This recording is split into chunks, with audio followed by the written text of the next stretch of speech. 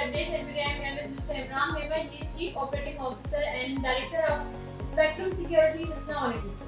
जी वालेकुम सलाम।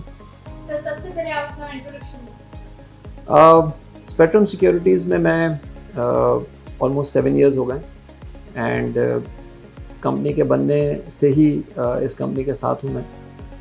और स्टार्ट मैंने एज हेड ऑपरेशंस किया था और अल्लाह इज़ बिन काइंड के इस वक्त आफ्टर मोर देन 7 इयर्स यहाँ पे as chief operating officer and director जो है वो काम कर रहा हूँ। बेसिकली इस मार्केट में आए हुए मुझे ऑलमोस्ट 27 इयर्स हो गए। 1996 से मार्केट में हूँ, 1995 नवंबर प्रिसाइसली। और काफ़ी सारे ब्रोकर्स के साथ जो है वो एसोसिएटेड रहा हूँ मैं एज कंसल्टेंट भी, और उनके साथ काम भी किया है जिसमें IGI, फर्स्ट नेशनल इक्विटीज़, इस तरह के हाउसेस हैं जिनके साथ मैं एसोसिएटेड रहा हूँ।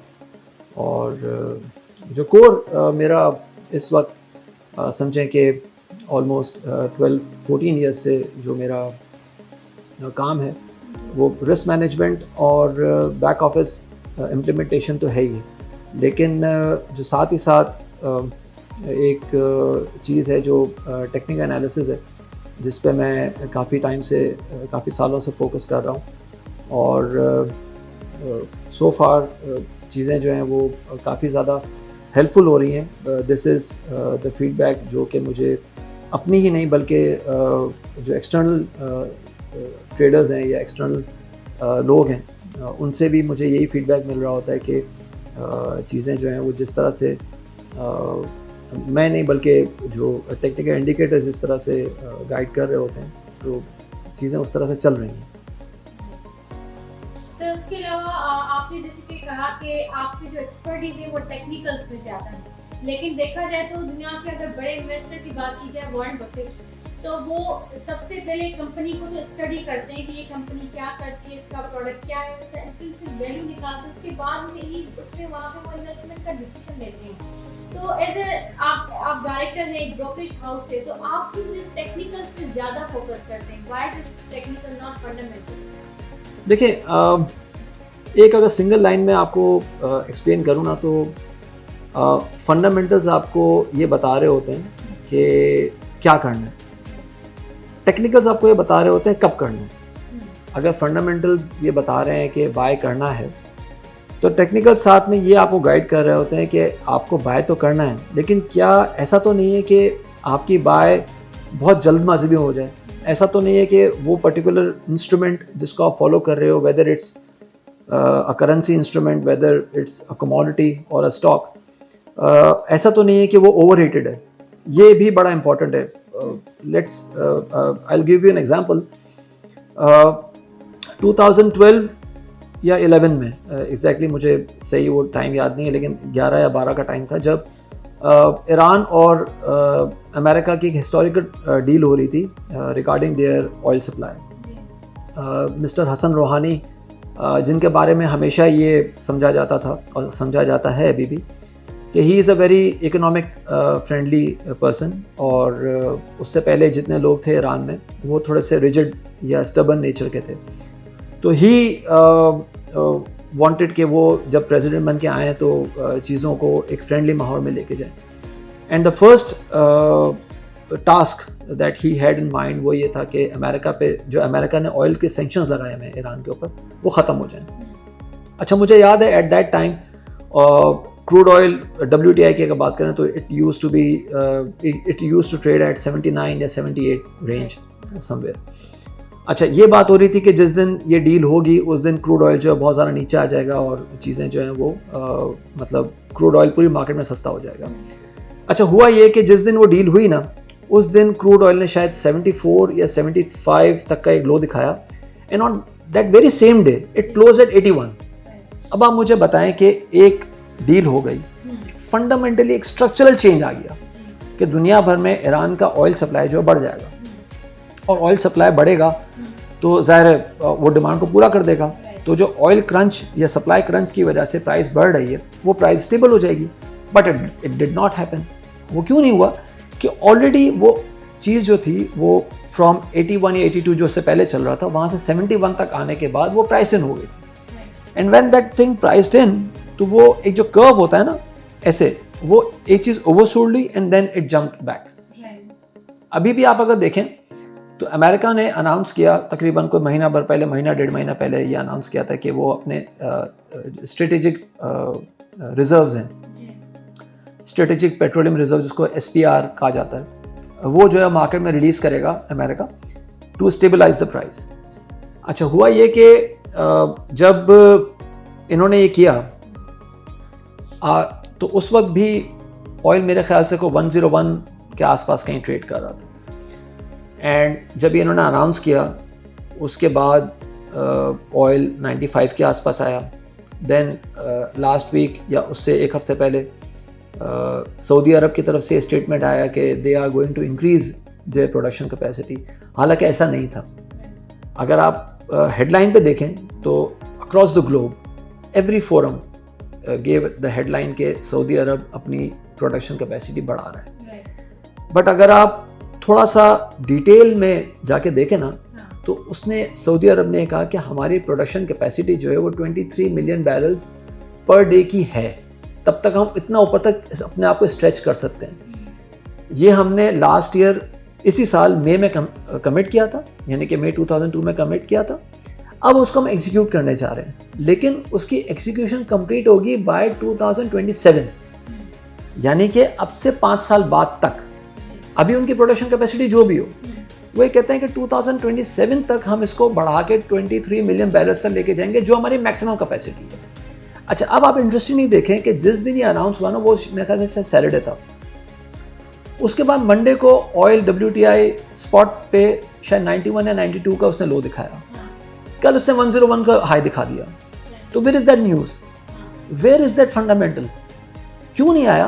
बिकॉज ऑलरेडी ऑयल प्राइसेस 130 से नीचे आते आते 92 91 आ गया। अब 130 से 192 तक आने का मतलब ये कि ऑलमोस्ट $40 इसने लूज कर दिया। ठीक है, $40 का परसेंटेज आप देख लो क्या बनता है। वहां से जो शॉर्ट टर्म उसका साइकिल कंप्लीट हुआ and then it bounce back. अभी भी आप अगर देखो तो ऑयल कल के मुकाबले में ना, ठीक है, कल इसने 97 या 96 का एक लो दिखाया था, अभी भी 98.50 पे ट्रेड कर रहा है। WTI स्पॉट की बात कर रहा हूँ। तो despite all the external factors, the winning edge is it is based on my experience. हो सकता है कि आप शायद उससे अग्री ना करो, लेकिन based on my experience, based on my study जो मैं शायद 14-16 साल से कर रहा हूँ, उसके बेस पे technicals always get the upper as, क्योंकि वो ये बता देते हैं कि आप अगर किसी based on the PE, based on the results, अगर आप कुछ भी डिसीजन लेने जा रहे हो तो आप ये देखो कि कहीं वो प्राइस इन तो नहीं हो गया। चले, ये तो ऑयल की बात हो गई ना। अभी आपको एक और एग्जांपल देता हूँ OGDC की। इसी साल फरवरी मार्च में PTI के जो फाइनेंस मिनिस्टर थे शौकत तरीन साहब, उन्होंने अनाउंस किया था कि हम जितने भी हमारे डिविडेंड पेइंग कंपनीज हैं, उनका डिविडेंड से जो है वो हम अपने जितने भी डेट्स हैं उनको क्लियर करने की कोशिश करेंगे और सर्कुलर डेट को ख़त्म करेंगे। बैक ऑफ माइंड हर एक के जहन में आ गया था कि जो डिविडेंड पेइंग स्टॉक्स हैं वो गेम चेंजर हो जाएंगे और मार्केट बढ़ जाएगी यहाँ से। OGDC ने शायद 94 या 96 का हाई लगाया।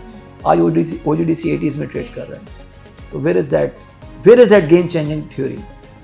और रिसेंटली और भी न्यूज़ आई कि OGDC शायद सऊदी अरबिया या मतलब जो दुबई है वो इन्वेस्ट कर रहा है शेयर्स नाउ की बात। देखें, उसमें कल इस पे और थोड़ी सी क्लैरिटी आई है कि एक तो गवर्नमेंट ये कह रही है कि हम इसको जो करंट प्राइस है, जो करंट उसका प्रिवेलिंग प्राइस है, उससे 10% नीचे बेचेंगे।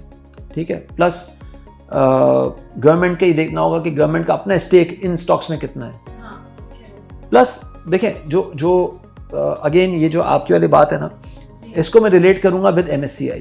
जो MSCI में पाकिस्तान जब गया था, उस टाइम पे भी बातें हो रही थी कि MSCI का जो हम इमर्जिंग मार्केट में एंटर हो रहे हैं तो इतना इन्फ्लो आएगा, 800 million 900 million, some people were quoting कि हम अप टू $1 बिलियन जो है उसका इन्फ्लो देखेंगे। बट नो वन थॉट कि अगर MSCI के इमर्जिंग मार्केट का इनफ्लो आ रहा है तो फ्रंटियर मार्केट का आउटफ्लो भी तो आ रहा है। अगर हम 2-2-4 करने की बात कर रहे हैं तो 2 जो इमर्जिंग मार्केट से आ रहा है प्लस जो 2 फ्रंटियर मार्केट से आउट होगा वो कहाँ जाएगा? No one incorporated that. देखिए ना, अब फ्रंटियर मार्केट के पास एक डेडलाइन आ गया था कि उनको by the end of May 2017 they had to take exit. उसके बाद कोई चारा नहीं था ना, फिर उसके बाद वो शेयर उनके पास होता तो कचरा हो गया होता, उसकी तो वैल्यू नहीं, कोई नहीं थी। लेकिन इमर्जिंग मार्केट में आने वाले को ये देखना था कि क्या मुझे 1200 रुपये पे लकी सीमेंट अच्छा लगता है, क्या 250 रुपये पे DG खान वर्थ है, क्या 125 रुपये पे मेपल लीफ वर्थ है, क्या 125 रुपये पे पेल का शेयर वर्थ है। ये बड़ी कैलकुलेशंस आ गई थी ना। और फिर उन्होंने कहा कि नहीं, हम अभी वेट करेंगे। And what happened in the next 5 years कि उसमें फिर रीजंस, पनामा लीक्स और क्या क्या चीज़ें, फिर ट्रिकल डाउन इफेक्ट उसका आता रहा, वो everyone is evident to that.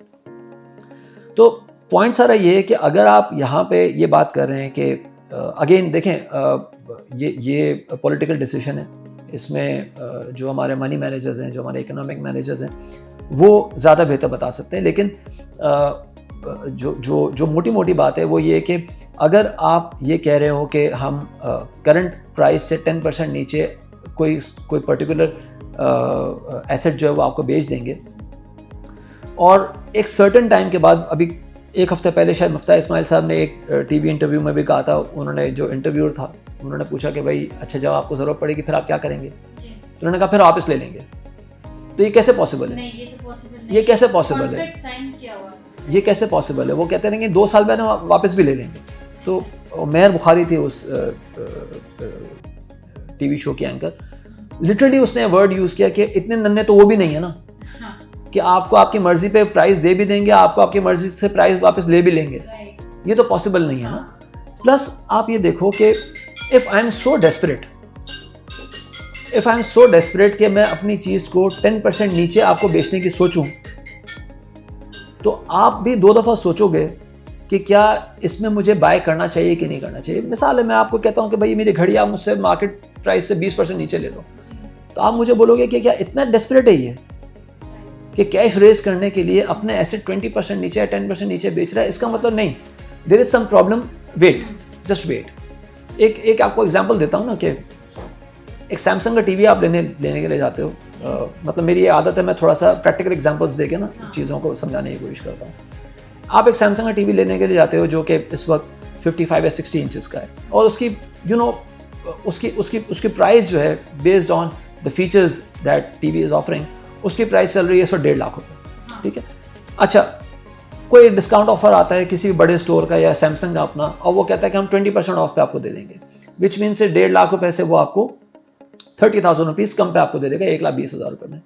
One fine day you find out कि वो टीवी आपको 50,000 रुपये में मिल रहा है, तो आप लेने से पहले 2 दफ़ा सोचोगे कि वो टीवी कहीं डिफेक्टिव तो नहीं है, उसका बॉक्सिंग खुला हुआ तो नहीं है, उसमें वारंटी के इश्यूज तो नहीं है, बहुत सारे क्वेश्चन। क्योंकि आप बोलोगे कि एक चीज़ जो 1.5 लाख रुपए की थी वो डिस्काउंट हो गया 1,20,000 रुपये की, लेकिन 50,000 रुपये क्यों बेच रहा है भाई मुझे वो?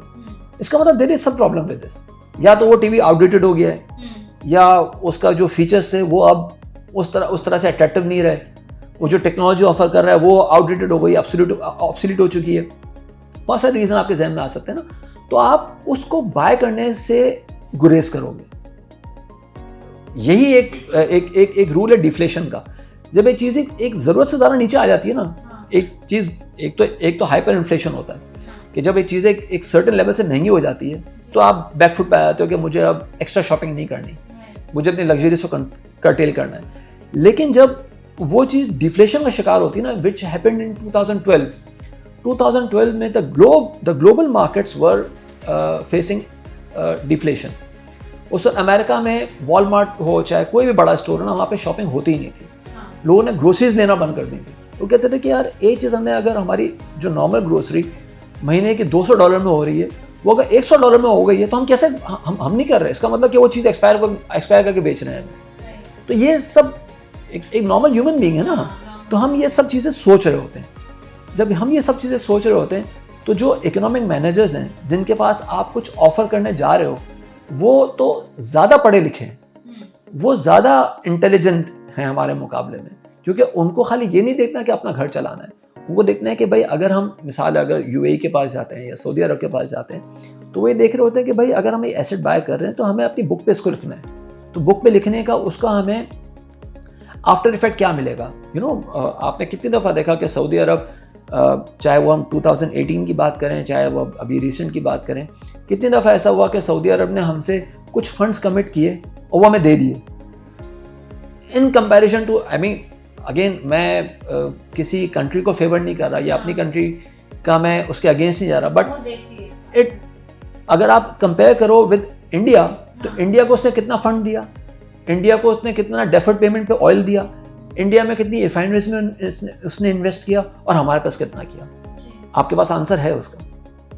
तो बिफोर एक्सिक्यूटिंग या working on the news headline जो आपको न्यूज़ फ्लैश मिलती है एकदम टीवी पे, उस न्यूज़ फ्लैश पे एक्ट करने से पहले ना 2 दफ़ा सोच लें कि ये जो मैं अभी आपने वॉरेन बफे की एग्जांपल दी, वॉरेन बफे का बड़ा ज़बरदस्त कोट है कि आप कुछ ही बाय करने जाओ ना तो वेट फॉर 7 डेज, कुछ भी बाय करने जाओ, चाहे आप अपने प्लेन टिकट भी लेने जा रहे हो ना, हम यहाँ वेट करेंगे ना तो उसका रेट देखें ये एक फैक्टर है, इसको हम कहते हैं fear of missing out, FOMO, FOMO। ये मतलब होता है स्टॉक एक्सचेंज में देखा जाए तो, अगर ये हर जगह पे, ये हर जगह पे देखें, अगर मुझे फ़ोन लेना है, ठीक है, आज एक सैमसंग का S22 अल्ट्रा आ गया या iPhone 14 आने वाला है या और कोई भी बड़ा फ़ोन आने वाला है, कोई मतलब मुझे स्मार्ट वॉचेस का शौक है, वो स्मार्ट वॉच को भी आती है तो मेरी कोशिश होती है कि मैं उस पर फ़ौरन जाए, लेकिन ये मैं पहले करता था। अब मैंने सोचना शुरू कर दिया कि भाई मैं क्यों प्रीमियम प्राइस दे के, जब मुझे 2 महीने बाद उसकी मुझे एक स्टैंडर्ड प्राइस मिल जाएगी तो मैं क्यों प्रीमियम पे करूं, क्यों मैं अपना दिल जलाऊं कि यार मैंने तो ये इतने डॉलर्स की ली थी या इतने रुपए की ली थी, आज वो मुझे उससे 20% नीचे मिल रही है, तो वाई। ये जो आप प्रैक्टिकल लाइफ में देखो, जो भी फोमो का शिकार होता है ना, फियर ऑफ मिसिंग आउट, वो हमेशा एक्चुअली ही और शी गेट्स मिस आउट, क्योंकि वो शायद हो सकता है कि वो मार्केट में मिस आउट ना कर रहा हो, बट इवेंचुअली वो उसको इतना लॉस हो चुका होता है कि वो उसको फील होता है कि नहीं वाकई में मैंने मिस आउट कर दिया, मैं वेट कर लेता तो बेहतर होता। तो wait and see is a better approach instead of burning your money. Hard earn money है, देखिए ना, बहुत आसान होता है, बहुत ईजी होता है इन लेवल्स पे भी किसी को कहना कि भाई मार्केट जो है वो अपने 21 महीने के लो पे अपना पोर्टफोलियो बना लो, घर में जो है वो एक्स्ट्रा सामान बेच के मार्केट में पैसा लगा लो, लेकिन दूसरी तरफ आपको ये देखना है कि किसी का हार्ड अर्न मनी है, उसको आपको बर्न नहीं करवाना। अगर if someone is taking bet on your call, तो your call should be honest enough जो उसको जस्टिफाई कर सके कि मैं अगर कोई बाय कॉल दे रहा हूँ या दे रही हूँ, या कोई सेल कॉल भी दे रहा हूँ या दे रही हूँ, तो जस्टिफाइड है कि नहीं है। मतलब आप ये देखें कि 21 महीने के लोस पे आज भी हमने 61 मिलियन का वॉल्यूम देखा है। दिस जस्टिफाइज के there is no interest at all. Everyone knows के IMF के साथ डील हो जाएगी, एवरीवन नोज ना, एवरीवन नोज के पॉलिटिकल स्टेबिलिटी भी आ जाएगी, आज नहीं तो कल इंशाल्लाह ताला। एवरीवन नोज के 235-240 पर डॉलर जो वो सस्टेन नहीं करेगा, शायद हो सकता है कि 10-12% ऊपर नीचे हो जाए, but not more than that. But क्या उसके बावजूद अगर मुझे लग रहा है कि इस टाइम पे लॉन्ग टर्म इन्वेस्टमेंट मुझे बैग्स भर के कर लेनी चाहिए, तो वॉल्यूम क्यों नहीं आ रहा? चले मैं तो एज एन इंडिविजुअल बात कर रहा हूँ ना, क्यों बैंक्स आके बाय नहीं कर रहे, क्यों फॉरेनर्स आके बाय नहीं कर रहे, क्यों कॉर्पोरेट सेक्टर आके बाय नहीं कर रहा? बिकॉज एवरीवन नोज के फियर ऑफ मिसिंग आउट शायद बहुत दफ़ा हमने उसको फेस किया है, चाहे वो MSCI वाला इवेंट हो चाहे और बाकी इवेंट्स हो। अब it's better to adopt wait and see approach. Sir मेरा नेक्स्ट क्वेश्चन है कि अभी जैसे आप टेक्निकल्स पे आपकी ज़्यादा एक्सपर्टीज है, तो आपको क्या लगता है तो इस वक्त जो है किस में बाइंग करनी चाहिए? देखिए मेरे ख्याल से कुछ स्टॉक्स हैं, जैसे आयशा स्टील है, इट्स इसमें एक डाउन साइड लिमिटेड नज़र आती है और उसमें एक अच्छा गेन आपको मिल सकता है, जी, may be 25-30% from this current range आपको मिल सकता है। इसमें डाउन साइड लिमिटेड है। इसके साथ साथ अगर बात करें तो lucky cement is also a good stock in the sense के मार्च 2020 के पेंडेमिक वाले लो में भी इसने 350 या 360 का एक लो दिखाया था। Right now it's trading at 410। तो आप हिसाब लगा सकते हैं कि 410 और 350 में तकरीबन कोई 70-80 रुपये का फ़र्क है। 70-80 रुपये का फ़र्क का मतलब ये कि यहाँ से 20% डाउन। तो आप 20% डाउन को जहन में रखते हुए या उस तरह से जहन में रखते हुए कि चीज़ें जो हैं वो शायद हो सकता है कि इतना नीचे ना आ सकें, क्योंकि 27,000 के लेवल पे 350 रुपये था, आज 39,000 या 40,000 के लेवल पे 411 रुपये पे। तो यू कैन कंपेयर के 27,000 से 40,000 में 13,000 पॉइंट्स का फ़र्क है। बट लकी सीमेंट तकरीबन उसी रेट पे ट्रेड कर रहा है जो 2020 में मैं देखा था। तो you can take some position, not कि आप all in हो जाओ, but some accumulation can be done in this stock. Gulemet Textile is also trading at multi-year lows. मतलब ये स्टॉक जो है वो इतना नीचे जा रहे थे, ओवर सेलिंग हो गई जो मैंने टेक्निकल देखे थे, तो आई डोंट थिंक कि अभी इसमें बाइंग करनी चाहिए। देखिए अगेन मैं यही कहूँगा ना कि या तो आप